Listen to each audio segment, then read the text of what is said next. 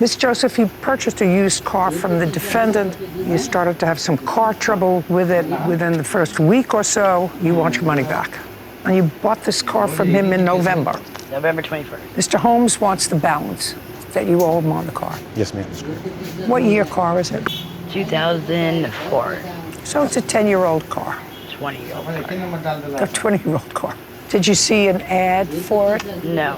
He was an acquaintance, and I had wrecked my car, and he told me that he had a car available for me to purchase. How was he an acquaintance of yours? But just from my place of employment. He was a customer of my place of employment. You had this 20-year-old BMW. Yes, ma'am. That's correct.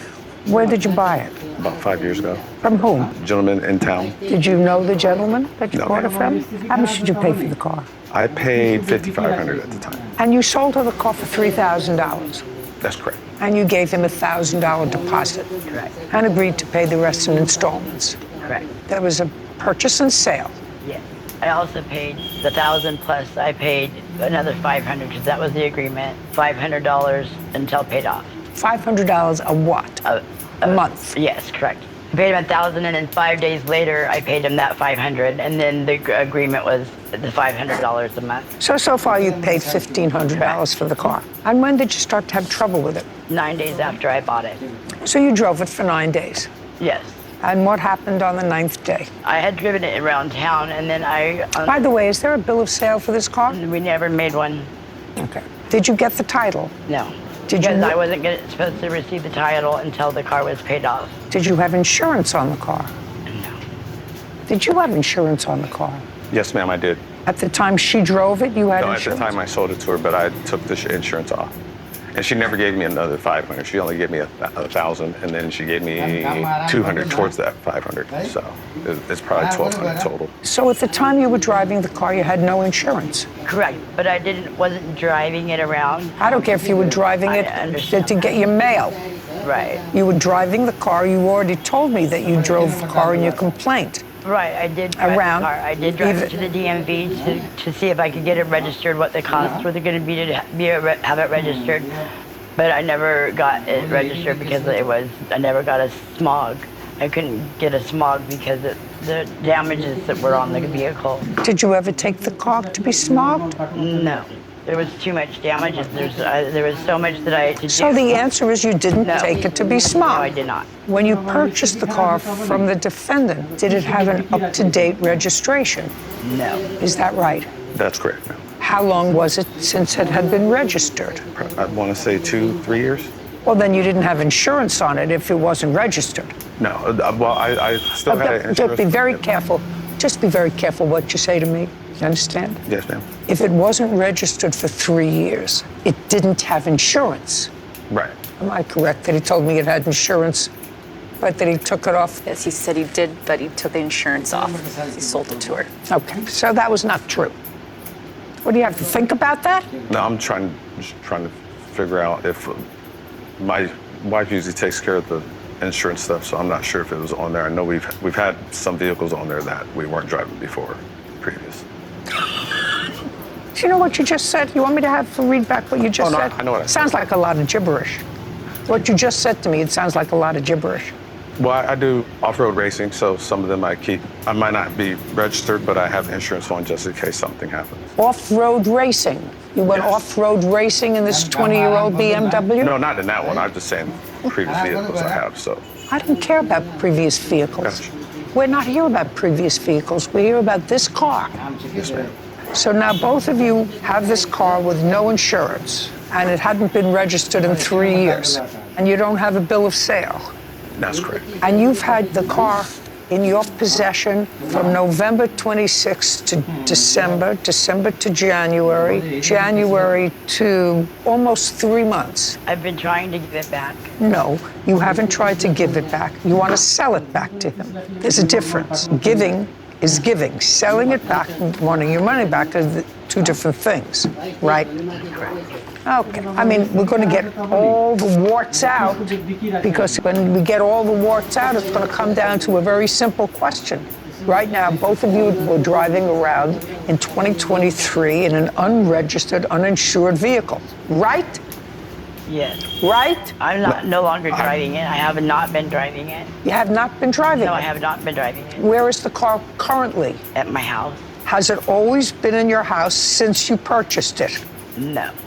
Okay, I had to move it because he flattened the tires in my driveway. just a second. So you moved it? Yes. You moved it where? Around the corner to my friend's house. So you moved it, I did. unregistered, Yes. unlicensed, Yes. and you want me to buy that, correct? We'll get into this business with him vandalizing the car. You did vandalize the car, sir, did you not, when she stopped making payments on it? I wouldn't call it vandalized. Just a second. You vandalized the car. Yes, ma'am, I did. How did you touch the car? Took the battery out of it. That's vandalizing the car. And why do you think you can do that? She hadn't paid me any payments, and Did you tell her you could do it because it's your car? I told her I still own the car due to the fact I still have the title, and she hasn't paid me any payments, so I wanted So to you make sure could she do wasn't it. done. So you could do it to the car because it was your car. Correct. That's what I stated. Quite a pair. I think they actually deserve each other. Okay, so you've had possession of the car for 3 months. According to you, you paid for half the car, right? When you purchased the car, it was 15 years old. Is that right? About right, yes, ma'am. You're familiar with cars? Enough to do the basic stuff on it, yes. Ms. Joseph said that the odometer on the car was turned back. I did not know at the time. Me and her discussed that when she found that out, and she agreed with me that she knows. I didn't know that. I was not aware of that. I didn't know the car facts. I'm not following you. Are you following him? Hardly. When she had found that out, she had notified me of it. I told her I was unaware. I did not know it. She hadn't grabbed a Carfax to find it out, and I didn't grab a Carfax when I had purchased the vehicle originally. Carfax would tell you that. Yes, ma'am. You have any proof? Yes, ma'am. Miss Joseph, pay attention to my question. You have any proof that the defendant turned back the odometer on the car? Other than the Carfax report, no. I mean, Well, do you have the Carfax report from the time he purchased the car? Yes. And how many miles was on the car when he purchased it? Not when you purchased it, when he purchased it. He didn't buy it new. All right, can I look, because I don't remember. I know it said 176,000 when he purchased it. Right now it says 123,000. Oh, can I see that? Yes. Absolutely.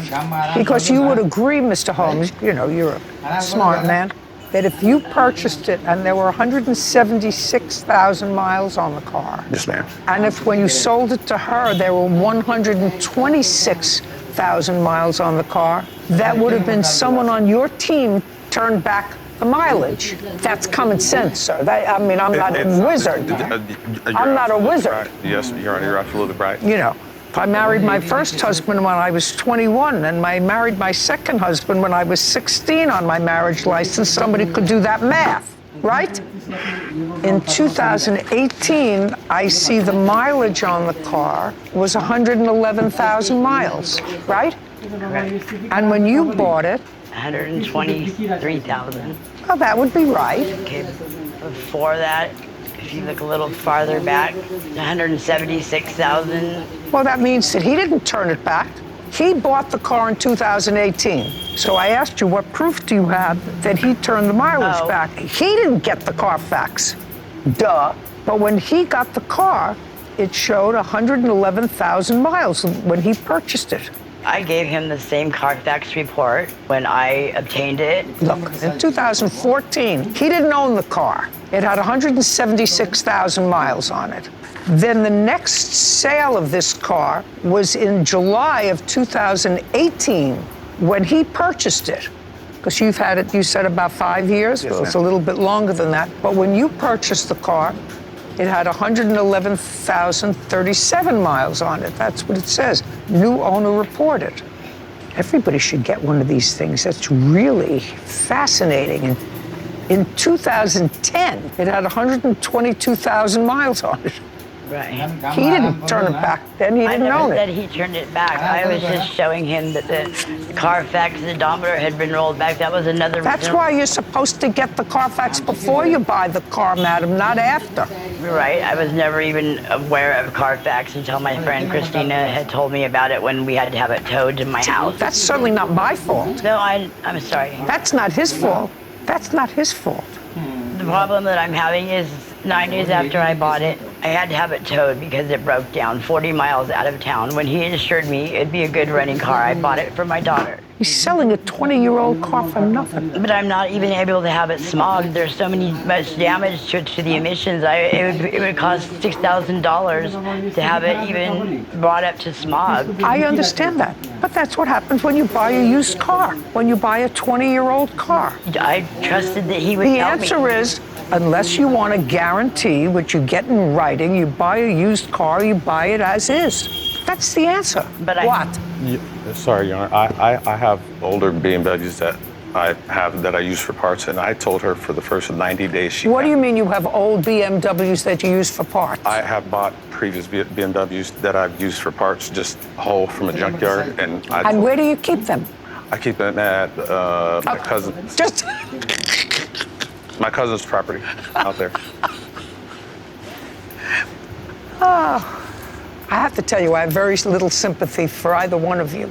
You drove around a car and you've been driving it for 2.5 months, or for 2 months, certainly enough to get it around without insurance and without registering the I car. moved it from one point to another point because he said he was going to take it from me. Then you sue him for taking the car.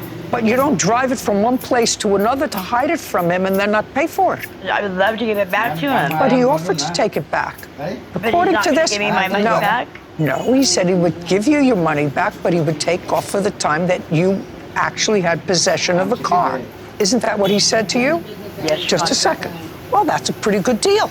On the 5th is when I told him I didn't want it. I don't care what you told him, madam. You're not entitled to anything. You're not entitled to anything. It's your car. If the defendant, who's slick, said, I'll take the car back and I'll give you back your money less the time that you had the car in your possession, that I didn't have it, which sounds like a fair deal. If he says you gave him $1,200, not $15, unless you have proof that you gave him $15.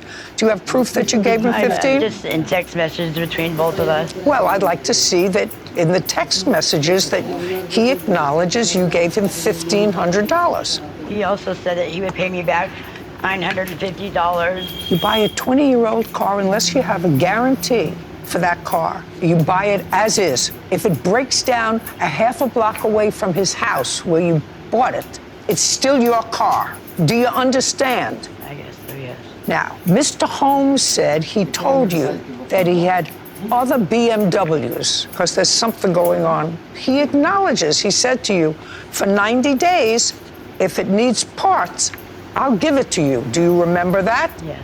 Did you know what parts it needed? Did you know what parts it needed? No. Well, if you didn't know what parts it needed, that's the only guarantee he gave you. For the first 90 days you own the car, he will replace the parts if parts need replacing. He'll cannibalize it from old cars that he's got on a junkyard at his cousin's property. Your Honor, may I say, All I want to see is his acknowledgement of $1,500. Do you have it? no. Good.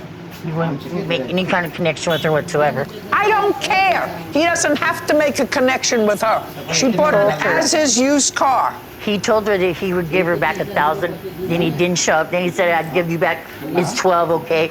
He just kept blowing her off and blowing her off. And said that he was going to meet with her, and that he never did. Just So a he minute. kept telling her that he was going to give her money back. He just didn't go through with it. No.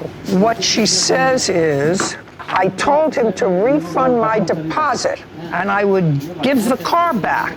He said, even though he was the one who committed a crime by tampering with the odometer. That's what you say. Well, there's no proof that he tampered with the odometer. That was an owner 10 years ago who tampered with the odometer. Instead of being civil, he came by my house and he let the air out of the tires. Did you do that, sir? Yes, I Say did. yes. And stole the battery. And you put in a new battery. I put in the battery for my old car, yes. so I could move it into my garage so it'd be safe. Yes, I did do that. I thought you said you. I never thought said I- just a second. Am I correct that she said she moved the car around the corner to a friend's house, not into her garage? Around put the it in my corner Just to my don't speak. yes, around the corner to my friend's house. That was the second time I did that. Yes, I did do that. The first time I pushed it into the garage.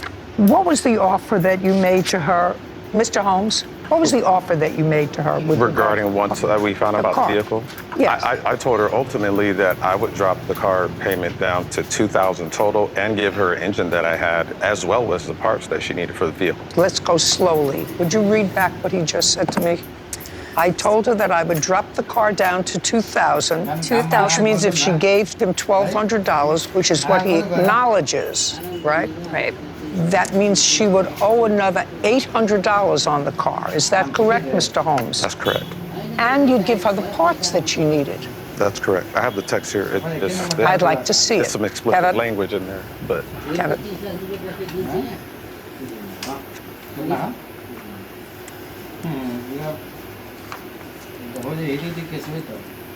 Would you tell me what this $375 is? I'll give you the $375 back and you take the car back if you don't want it?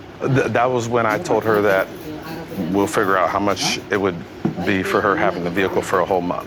And so I told her rental cars are about $50. I said, I'll charge you $25 a day for how long you had it. And so that comes up to about $375 left of overall what you would have from what you paid me the deposit. And I can give you that, you give me the car back. Okay, what are you willing to do for her today, sir? Nothing. You want her to keep the car. I want her to give me my money back for the vehicle. She's been driving it. I have video showing her driving it just 2 days ago. You driving the car 2 days ago? My husband. Okie dokie. Let me ask you this question. If you were driving the car 2 days ago, Yes, ma'am. if he has video of you driving the car 2 days ago, what do you think I'm going to do? You're probably going to rule in his favor. Correct. Were you driving the car 2 days ago? It's been sitting in my garage. I have videos It's been sitting on my driving it drink. also 30 days before then. You said this was 2 days ago. Yes. I'd like to see it. Is that the car? Yes, it is. Who's that getting into the car, Miss Joseph? That's me, but that's Oh, not 2 days shh. ago. That's the Stater Brothers parking lot in town where we live. Where are you parked? In what kind of spot? Grocery pickup and Stater Brothers. That's Monday, February 12th. Yes, No, ma'am. I was not, yes, I was at Stater Brothers, but that not on February 12th. My car has not moved in weeks. Yeah. Miss Joseph, your complaint against the My car defendant, won't even run, actually. your case against the defendant is dismissed. I don't believe you that you haven't driven the car. I believe that you've driven the car I have. without it being registered and without it being insured and certainly without it being smogged. Yeah. The defendant has a counterclaim, and the defendant's counterclaim is the balance on the car. And lost wages. To get your lost wages. I understand. I should charge myself for lost wages from having to endure this case. She gave you $1,200 for the car, That's correct, ma'am. which means she owes you $1,800. Yes, for 3,000. Judgment on the counterclaim for $1,800. We're done here.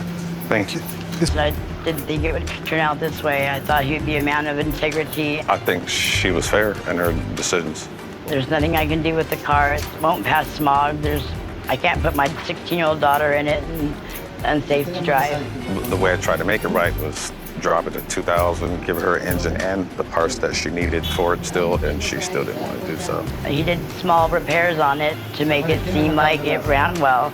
I think I sold her a car that definitely was manageable, and I think I was fair in telling her for the first 3 months that, she'd get parts for it if a part went out. 40 miles into driving it, it overheated, and it's been bad ever since.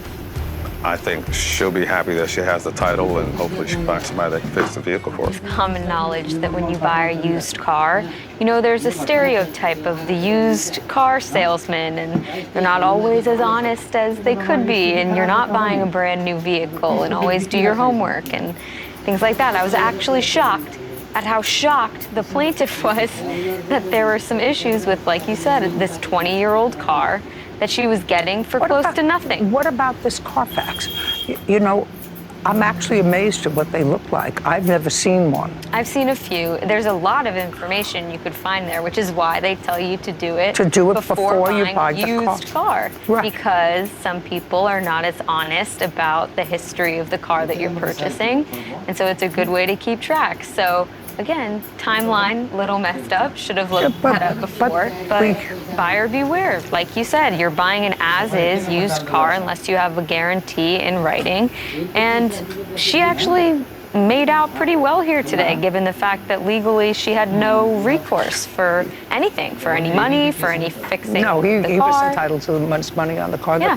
That Carfax I find fascinating. You know, I haven't bought a used car in many years, but I did buy in my time used cars and always had a little bit of trouble with it. Would have been nice to have. But that Carfax that said 10 years ago it had 110,000 miles on it. And then it went to 176 and then back down to 120. It's fascinating, the amount of information that they keep on every vehicle. Just amazing. Sarah had always dreamed of owning a luxury car. And when she saw a beautiful used BMW advertised online at an incredible price, she felt it was the perfect opportunity. The seller, a confident man named Mark, assured her the vehicle was in excellent condition, claiming it had been inspected recently and had no major mechanical issues. Excited by the deal, Sarah took the BMW for a short test drive and everything seemed fine. She handed over thousands of dollars and proudly drove home in what she believed was her dream car. But only 3 days later, disaster struck. While driving to work, warning lights suddenly flashed across the dashboard. The engine began making loud knocking noises before the car lost power and rolled to a stop on the side of the road. A mechanic later delivered devastating news. The BMW had severe engine problems that would cost several $1,000s to repair. Furious and feeling deceived, Sarah contacted Mark and demanded her money back. Mark refused, arguing that he sold the vehicle as is and that any problems after the sale were no longer his responsibility. The argument quickly escalated, with Sarah claiming that Mark knew about the defects before selling the car and intentionally hid them. Convinced she had been scammed, she filed a lawsuit. When the case reached court, Sarah presented repair bills, text messages, and testimony from a mechanic who believed the damage had existed long before the sale. Mark defended himself by insisting that the BMW ran perfectly when he sold it and suggested Sarah may have caused the damage herself. The courtroom became tense as both sides accused each other of dishonesty. Then the judge focused on one critical piece of evidence: a diagnostic report dated weeks before the sale. The report showed that the same engine fault codes had appeared while Mark still owned the car. When confronted, Mark struggled to explain why he never mentioned the issue to the buyer. The judge questioned him repeatedly, and his answers became increasingly inconsistent.